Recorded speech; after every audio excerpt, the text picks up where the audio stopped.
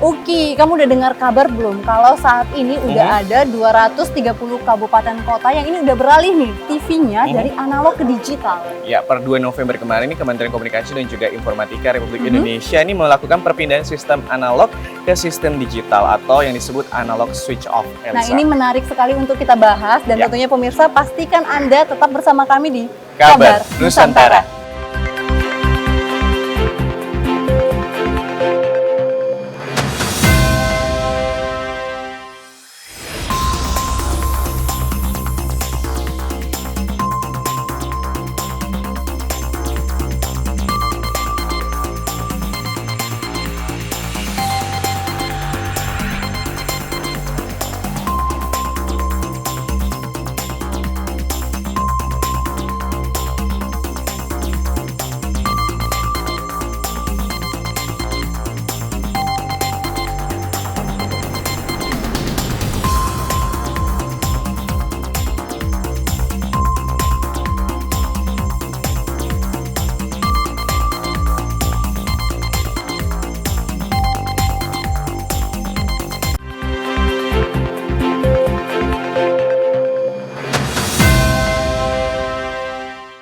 Halo, selamat pagi pemirsa. Senang sekali Kabar Nusantara kembali hadir bersama dengan saya Subki Abdul dan juga rekan saya. Dan tentunya bersama saya Elisa Purba. Dan pemirsa, kali ini kita sudah bersama dengan narasumber kita karena kita hari ini akan membahas terkait dengan analog switch off atau ASO, analog switch off yang kabarnya mulai dari November ini sudah mulai dialihkan ya Uki ya. Dari TV analog ke TV digital. Betul sekali. Elisa sudah berganti di TV digital? Di rumah tentunya udah dong. Kalau Uki bagaimana? Oke, alhamdulillah juga udah. Ini mungkin Pak Bobi bukan ditanya sudah udah dari analog ke digital. Ada berapa TV di rumahnya udah digital? Tapi mungkin pemirsa harus kenal dulu nih dengan siapa kita saat ini sedang bersama. Dan pemirsa saat ini sudah bersama dengan kami ada anggota Komisi 1 DPR RI dari fraksi Golkar. Selamat pagi Bapak Bobi. Pagi Mbak Elisa. Bagaimana kabarnya, sehat Pak? Alhamdulillah sehat. Alhamdulillah. Dan juga saat ini Uki dan juga pemirsa telah bersama dengan kita dari pakar keamanan cyber dari Vaksinkom, Bapak Alfon Tanujaya. Selamat pagi Bapak, terima kasih atas waktunya ya Pak. Ya Pak Bobi dan juga Mas Alfon, kita nih pada awal November kemarin pemerintah baru saja melakukan perpindahan dari TV analog ke TV digital. Bagaimana tanggapan Pak Bobi dan juga Mas Alfon? Pak Bobi, silakan. Ya, secara prinsip pengalihan dari analog dan digital itu pasti akan memberikan manfaat yang sangat besar karena di Asia Tenggara ini cuma tinggal sedikit sekali yang belum migrasi ke digital. Apa artinya berubah dari analog digital adalah bahwa masyarakat bisa mendapatkan akses dengan kualitas yang lebih baik, visual, dan juga konten yang lebih beragam. Karena dari frekuensi analog dijadikan frekuensi siar digital itu akan ada pertambahan yang disebut digital dividend. Itulah yang membuat informasi lebih beragam, baik itu edukasi ataukah hiburan ataupun hal-hal yang lainnya. Jadi masyarakat memilih banyak pilihan. Itu utamanya. Jadi migrasi ini adalah suatu keniscayaan yang secara prinsip itu akan sangat lebih baik dibandingkan mempertahankan frekuensi sistem siar analog. Oke, dari Mas Alfon? Kita sudah ketinggalan hampir 20 tahun banding Jerman. Mereka sudah TV digital, bayangkan 20 tahun. Dan kita berkutat dengan TV yang banyak semutnya. Dimana kalau digital itu udah nggak ada semut-semut lagi. Dan dengan adanya digitalisasi ada banyak fitur tambahan yang bisa ditambahkan ke konten digital. Jadi kita bisa ada informasi dari siarannya, ada yang bisa untuk feedback dari customernya. Dan juga ada yang menarik adalah di mana nanti akan ada pembagian yang baik antara penyedia kanal digital dan penyedia konten. Jadi pemilik stasiun TV itu bisa lebih berkonsentrasi pada, oh aku bikin konten yang bagus saja, aku nggak perlu terlalu pusing sama urusan jangkauan atau apa. Kalau sekarang kan semua harus diurus. Nah ini menarik sekali nih Pak Alfon. Tadi Bapak menyampaikan kalau kita termasuk negara yang tertinggal jauh dari Jerman. Nah di ASEAN sendiri Brunei itu salah satu negara yang pertama menerapkan ASO ini di tahun 2017. Nah sebenarnya apa sih Pak kendala yang mungkin dialami Indonesia dalam penerapan ASO ini? Kendalanya kalau kita lihat dari sejarahnya dari Menkominfo yang sebelumnya, memang banyak tarik ulur lah antara pihak swasta dengan pihak pemerintah, lalu ada gugatan ke pengadilan untuk penerapan ASO ini. Dan kita lihat penerapan ASO ini tadinya April 2021 ditarik ke Oktober 2022, ditarik lagi ke November 2022. Ya kayaknya ya ini memang keniscayaan haruslah, kalau enggak kita tidak akan bisa efisien. Kenapa? Karena frekuensi ini adalah sumber daya yang terbatas. Dan analog TV ini memakan frekuensi yang tidak efisien, sehingga tidak bisa dimanfaatkan untuk hal lain. Kalau dengan adanya digital TV ini, maka frekuensi yang bisa diefisienkan dapat digunakan untuk 4G atau 5G. Oke, Mas Alfon tadi bilang katanya ada tarik ulur antara pihak pemerintah dan juga swasta. Benarkah seperti itu Pak Bobi yang terjadi di Komisi 1 sampai akhirnya baru November 2022 kita beralih dari analog ke digital? Betul Mas Suki, jadi sebenarnya bukan tarik ulur ya, tapi kan migrasi ini memerlukan kesiapan dari dua belah pihak. Oke. Di pemerintah ada lembaga penyiaran publik, di swasta ada lembaga penyiaran swasta, masyarakat ada satu hal yang lain. Jadi migrasi ini satu, di lembaga penyiaran, baik itu di swasta atau di pemerintah, LPP atau LPS, itu memerlukan investasi untuk merubah dari sistem analog ke digitalnya. Masyarakatnya dengan tingkat pendapatan seperti sekarang itu juga harus mengupgrade TV-nya. Nah, oleh karenanya di sini akhirnya karena tidak jadi-jadi setelah 20 tahun diambillah suatu keputusan bahwa ini diwajibkan. Tetapi bagaimana caranya supaya masyarakat yang tidak mampu ini tetap bisa mengakses, diberikanlah set-top box gratis. Nah, set-top box gratis ini kan dananya harus ditanggung bersama antara LPS dan LPP. Oleh karenanya ketemu angka sekitar 6 juta.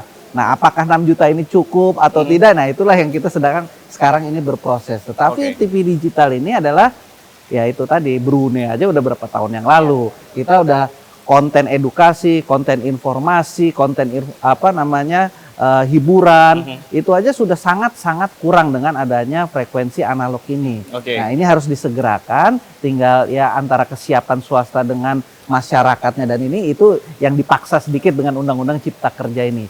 Waktu Undang-Undang Penyiaran ini dibikin itu tahun 99 belum ada itu namanya siaran frekuensi siar digital itu belum ada. Jadi kita harus mengupgrade TV kita di rumah karena memang kan kita jadi masuk beli set-top box-nya ini jadi kebutuhan primer juga ya Pak sekarang untuk menonton televisi. Nah, ini menarik Pak. Nah, terkait dengan distribusinya nih, dengan STB yang kata Pak Menteri Joni Plate bahwa ini sudah aman, STB-nya aman. Nah, bagaimana Pak dari Komisi 1 untuk melakukan pengawasan mungkin terkait dengan distribusi STB ini? Nah, kalau kami dari fungsi pengawasan kan tentu jelas harus objektif, tidak bisa subjektif. Namanya pengawasan itu kan sudah dilakukan dulu oleh pemerintah atau post audit itu baru dilakukan nanti setelah terlaksana setelah 2022 ini. Ya kita baru tahu efektif atau efisien atau benar sudah diterima atau enggak ya dengan laporan BPK nanti di pertanggungjawaban tahun 2022.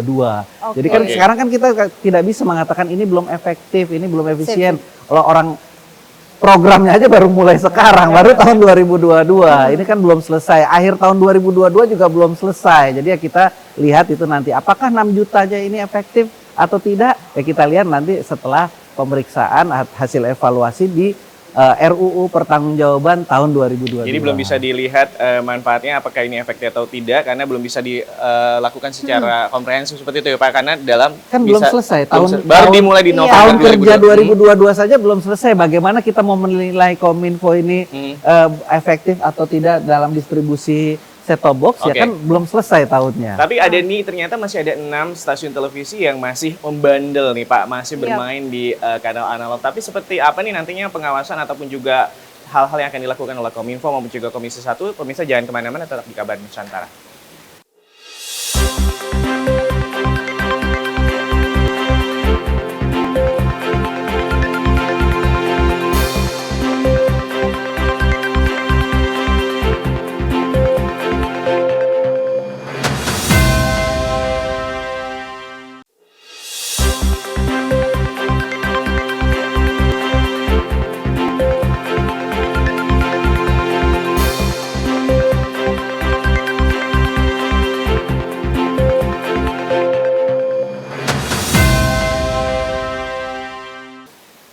Dan pemirsa terima kasih Anda masih setia menyaksikan Kabar Nusantara. Nah, Uki, tadi kita udah bahas masih ada katanya 6 stasiun televisi yang masih membandel nih Betul. terkait dengan adanya analog switch off ini. Nah, mungkin bagaimana tanggapan dari Pak Bobi nih melihat adanya kejadian ini, Pak?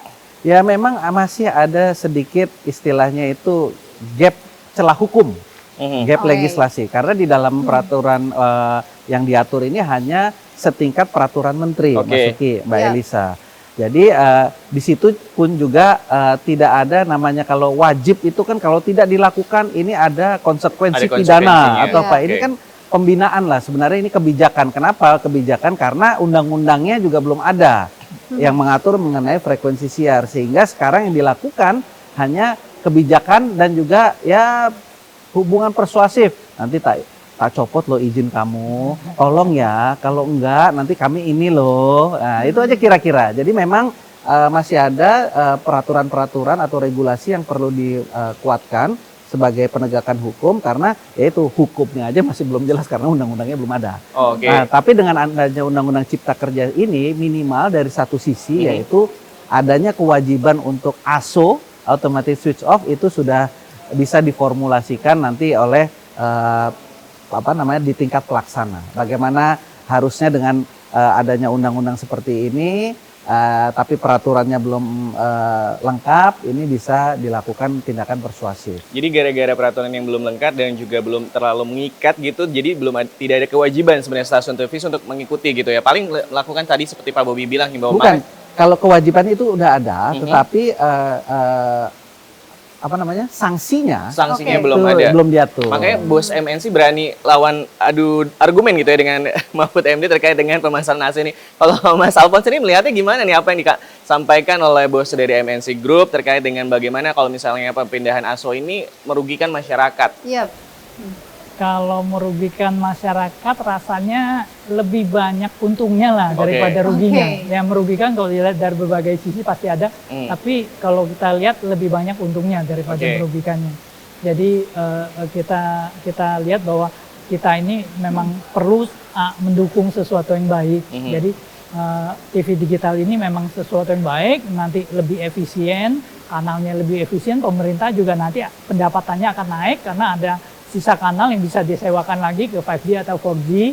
Lalu penyelenggara stasiun TV juga mereka bisa berkonsentrasi pada bisnisnya. Oke. Dan kualitas siarannya itu udah nggak mungkin ada semut lagi. Oke. Itu bagus sekali atau nggak ada sama sekali. Jadi masyarakat harusnya senang sekali. Dan TV biasa juga dengan set-top box yang ada juga bisa. Dan ada yang menarik, saya pikir begini, sebentar lagi Piala Dunia, 1-2 minggu lagi. Terus ada masyarakat yang nggak kebagian set-top box. Nah, saya harapkan ini bisa menjadi marketing gimmick bagi pihak penyiar atau pihak tertentu. Oke, dapat bagikan set-top box gratis atau set-top box dengan harga 50% atau apa gitu loh. Nah, hal-hal seperti itu yang kita harapkan. Jadi ada partisipasi aktif dari swasta dan masyarakat juga untuk menyebarkan set-top box yang kalau memang ini menjadi masalah, marilah kita bersama-sama mengatasinya.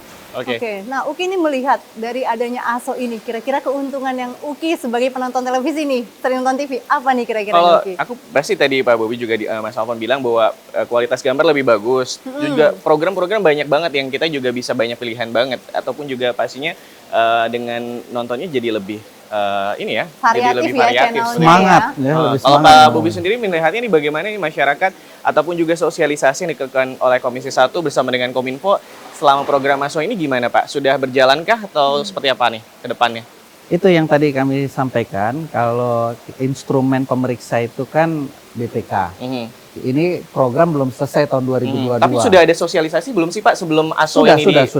Sudah ada. Tetapi yang paling utama itu tadi, kalau yang dibilang itu merugikan, ya memang merugikan bagi masyarakat terdampak Oke. yang dia tidak mampu mengaksesnya, Oke. tapi tidak mendapatkan set-top box Iya. gratis. Itu yang dikatakan merugikan masyarakat. Itu betul karena Oke. ini adalah hak masyarakat untuk bisa mengakses Iya. informasi dan siaran digital tersebut. Betul. Nah, inilah yang nanti mungkin di dalam rapat pengawasan atau dari hasil pengawasan yang dilakukan oleh instrumen negara yang lain yang objektif, kan karena kalau DPR itu fungsi pengawasan tetapi kan kita punya hasil pengawasannya yang memeriksa day to day-nya itu kan BPKP. Oke. Yang satu-satunya lembaga yang bisa menilai kerugian negara berdasarkan undang-undang itu kan mereka. Nah itulah yang kita nanti akan selalu tindak lanjuti, tapi paling tidak itu tadi menjelang hajat yang besar seperti Piala Dunia, kita inginnya masyarakat semua bergembira, bisa mengakses ini semua. Betul, betul Pak. Nah Pak, tadi juga ini Bapak sampaikan kalau memang kita berarti pengawasannya setelah ini dilaksanakan. Nah mungkin sekarang Pak dari Komisi 1 apakah sudah dibentuk seperti kriteria dari penerima set-top box ini bagaimana Pak? Nah, atau akan juga akan ada adjustment itu. Pak kalau misalnya kita melihat sebenarnya masih banyak masyarakat yang juga membutuhkan, tapi akankah ada adjustment terkait penerima ini atau bagaimana? Ini akan ada database-nya ya? Ada database-nya katanya dari daftar, kan kita belum ada satu data Perpres satu data single data itu kan belum ada. Nah inilah yang nanti dalam raker terdekat yaitu sekitar tanggal 22 November yang sudah diagendakan, itu agenda utamanya adalah kita membahas mengenai pelaksanaan ASO ini. Oke. Ya. Berarti kalau misalnya ini melihat sebenarnya ada beberapa masyarakat juga yang mengatakan ini anak-anaknya jadi nggak bisa nonton TV, jadi nggak bisa makannya, jadi nggak bisa diem karena nggak bisa nonton TV secara analog gitu. Berarti ini lebih ke soal bagaimana nantinya masyarakat ini bisa mendapatkan set-top box. Sebenarnya bisa didapatkan dengan mudah ya Mas Alfon ya? Ya, dan harganya nggak mahal, 150.000, 150.000, dan saya percaya dalam waktu singkat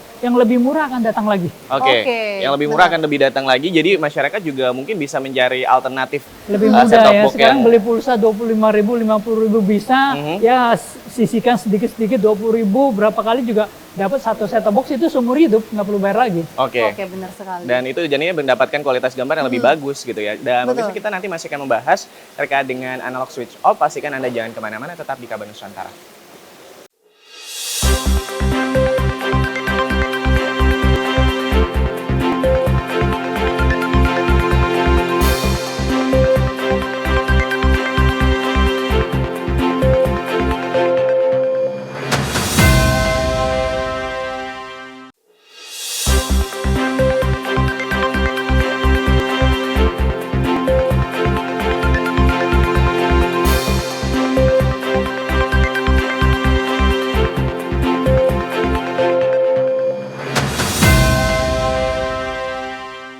Dan pemirsa, tadi kita sudah membahas terkait dengan apa saja keuntungan yang mungkin bisa diperoleh oleh Anda sebagai pemirsa menonton televisi dari adanya analog switch off ini ya Uki ya? Ya betul sekali, dan kalau bisa kita melihat ini ada sejumlah sudah awalnya di Jabodetabek, akhirnya ternyata dari 230 kabupaten kota dari 514 kabupaten kota yang sudah melakukan migrasi TV analog ke TV digital. Nanti selanjutnya akan seluruh 514 kabupaten kota ini akan secara serentak berpindah dari analog ke digital tuh kapan sih Pak targetnya? Harus, ya itu tinggal nanti kita melihat dalam pengawasan, karena itu tadi ini kan bukan hanya tergantung dari pemerintah saja, tergantung juga dari LPS-nya, karena mereka yang berdua menyiapkan set-top box-nya, dan masyarakatnya juga berapa banyak yang memang memerlukan set-top box, kan tidak semua masyarakat perlu set-top box gratis. Kalau yang itu tadi ada yang bilang, oh saya ini kenapa anak saya jadi nggak bisa makan karena nggak bisa nonton TV. Ya nanti harus dilihat, maksudnya ibu mengharapkan gratis apa nggak mampu beli. Nah itu kan datanya kan juga lain lagi harus diupdate. Jadi intinya memang ini perlu koordinasi ke seluruh stakeholder. Oke, jadi lebih ke soal koordinasi. Kalau dari Mas Alfon sendiri melihatnya bagaimana nih perjalanan akhirnya setelah kita tertinggal jauh gitu dari negara-negara ASEAN, sudah di bulan November ini kita sudah berpindah dari analog ke digital. Apa ini momentum seperti apa yang harus kita lakukan oleh pemerintah dan juga Komisi 1 dalam hal ini, Mas? Ada sifat yang menarik dari digital. Jadi digital ini bisa ditambahkan banyak tag. Seperti kalau kita ada lagu digital, pada awalnya kita nggak mengerti apa yang bisa dilakukan itu. Kalau kita dulu beli CD, adanya track 1, track 2, track 3, sampai track 12, satu CD 12 lagu. Ya, betul. Tapi dengan kita mengerti bahwa apa kemampuan digital itu, sekarang kita kalau beli CD, dia nggak track 1, track 2, nama lagunya. Nama lagu, nama pengarang, nama lagu, nama pengarang, nama album. Nah, jadi digital itu bisa diberikan informasi meta. Jadi nanti siaran-siaran digital ini akan mengandung banyak meta tag yang sangat bermanfaat untuk di dalam big data. Contohnya apa? Pemerintah bisa melakukan pengawasan penyiaran dengan lebih baik. Dengan meta tag ini bisa tahu, oh ini siaran berita ini aja, lalu isinya apa aja, lalu misalnya untuk kepentingan, katakan kepentingan perpajakan sebenarnya juga bisa. Jadi ada iklan apa aja situ, lalu dipersyaratkan bahwa ini untuk kalau iklan kamu sih kasih tag ini. Jadi mereka tinggal ada otomatis ngitungin semua. Oh ini iklan ini berapa ini langsung keluar. Jadi lebih detail dan lebih mempermudah dengan justru ya. digitalisasi ini sangat Namanya people meter. Oke. People meter itu yang Oke. membuat statistik itu menjadi lebih detail. Oh, masyarakat lebih senang nonton ini sekian jam. Masyarakat yang mengklaim LPS ini sekian jam ternyata tidak. Yang paling banyak ditonton ini. Nah, disinilah people meter istilahnya Betul, itu. dan Jadi statistik itu lebih on time dan real didapatkan time. dalam waktu yang real time. Real time. Kalau anak tuh manual, mesti pelototin satu-satu, liatin, kumpulin, ada kemungkinan human error. Kalau ini seperti NBA, langsung keluar statistiknya. Oke. Jadi lembaga-lembaga ataupun juga seperti misalnya Kayak YouTube rating gitu, bisa langsung dia nonton acara ini sekian ribu viewer, Nah. jamnya ini sekian, itu bisa langsung dengan people meter itu. Oke, digital. wah. Berarti ini sesuatu hal yang pastinya bermanfaat sekali kalau misalnya kita menantikan terkait dengan digital ini akhirnya diterapkan di Indonesia gitu ya. El? Iya. Dan mungkin Pak, apakah nanti ada pengaruh misalnya dengan Pak Jokowi kan ada bilang kalau disebutkan bahwa kita harus memperhatikan kesiapan wilayah. Nah, kira-kira ada nggak pengaruh dari penerapan ASO ini dengan kita tahu bahwa Indonesia Ada. dengan demografi penduduk Ada. dan juga Betul, kondisi betul. wilayah kita. Jadi itulah yang perlu koordinasi, yaitu LPP dan LPS itu berapa banyak yang wilayah cakupan siarnya. Nanti yang Oke. wilayah cakupan siar itu bila sudah bermigrasi, karena kan wilayah siar analog dengan wilayah siar digital berbeda. Digital kan lebih kecil. Nah, kalau lebih kecil itu berarti kan harus ada membangun infrastruktur baru. BTS-nya itu apa istilahnya, pemancarnya Iya, itu harus pemancar. berbanyak. Dan itu di dalam di TVRI itu sudah ada programnya DBS, Digital Broadcasting System. Dia akan membangun sekian banyak menara-menara baru dan juga nanti itu penyebaran set-top box-nya apakah 6 juta ini cukup, apakah harus ditambah, karena konsekuensi dari single MUX dan menjadi multiplexer yaitu frekuensi analog itu diberikan kepada LPS untuk membuat digitalnya, ya mereka harus bertanggung jawab terhadap set-top box gratis itu juga. Oke, kalau di lapangan sendiri di dapilnya Pak Bobi seberapa banyak yang mendapatkan, ada datanya atau bagaimana sebenarnya tanggapan masyarakat? Bapak melihatnya gimana, Pak? Kebetulan saya terakhir ke Sumatera Selatan itu hari Senin kemarin baru pulang. Ya kemarin sih masih belum banyak yang ada keluhan ya. Oke. Nggak tahu pas per hari ini. Tapi gitu. Sumatera Selatan sudah termasuk Pak, udah pengalihan dari analog ke digital. Kalau tidak salah ada beberapa kabupaten, belum semua. Oke, jadi paling ini terakhir harapannya dengan ada perpindahan dari analog ke digital untuk pertelevisian dan juga pastinya dengan industri televisi Indonesia saat ini gimana nih Pak? Ya itu yang tadi kita masih perlu mempetakan daerah mana yang memang siaran digitalnya belum sampai dengan daerah yang siaran digitalnya sampai tapi masyarakat masih ada yang tidak mengakses. Oke. Nah itu kan belum ada statistiknya per hari ini karena kan ini kan baru dilakukan belum sampai 1 bulan kan? Iya. Kalau tidak salah. Baru beberapa minggu. Dari Mas Alfon? Ya, diharapkan memang ada pemerataan lah nanti. Jadi sebaiknya stasiun TV ini memang berkonsentrasi memberikan konten yang baik. Oke. Jadi mereka nggak perlu pusing lagi dengan masalah jangkauan. Lalu nanti ada perusahaan yang khusus mengelola penyiaran digital ini. Jadi Vaksinko mau? dengan ada fokus ini, seperti kalau di fiber itu, ada perusahaan yang khusus mengelola jaringan fiber aja, ada ISP yang mengelola konten. Oke. Jadi kalau ISP ada dapat customer, dia sewa fiber ke perusahaan fibernya, lalu customer bayar ke ISP-nya, ISP bayar ke pemilik fibernya, kira-kira seperti itu. Oke, ini dilakukan sebuah perubahan digitalisasi dari TV analog ke TV digital. Ini merupakan satu momentum juga nih pasti buat kita dan juga pasti untuk seluruh masyarakat Indonesia. Kita bisa memilih konten-konten yang setidaknya kita inginkan dan juga sesuai dengan kebutuhan kita dan juga pasti nanti bermanfaat bagi industri pertelevisian itu sendiri. Karena tadi ada people meter yang lebih bisa langsung diketahui gitu ya Pak ya? Real time. Real time. Betul sekali. Itu akan membuat data yang diambil pemerintah lebih akurat sehingga kalau akurat itu pemerintah bisa melihat Decision mana making-nya yang bagus. Cocok berarti pengambilan untuk- keputusan yang bagus. Itu nanti datanya bisa disajikan kepada masyarakat nggak itu Pak? Ya kalau LPP pasti bisa. Oke. Berarti nanti kita bisa ngelihat nih Uki. Cocok siaran- berarti untuk 2024 ya Pak? Dan lihat siaran mana yang dominan ditonton Betul. orang lain. Benar. Jadi kita bisa ikut akses tanpa ketinggalan informasi Benar tentunya. sekali Betul. Alisa. Dan ini adalah akhir dari Kabar Nusantara episode hari ini. Terima kasih Pak Bobi, sehat selalu. Dan juga Mas Alfon, terima kasih sudah hadir di Kabar Nusantara. Saya Subki Abdul dan juga rekan saya. Bersama saya Elisa Purba. Dan pastinya seluruh kerabat kerja yang bertugas mengucapkan terima kasih atas perhatian Anda. Sampai Sampai jumpa. jumpa.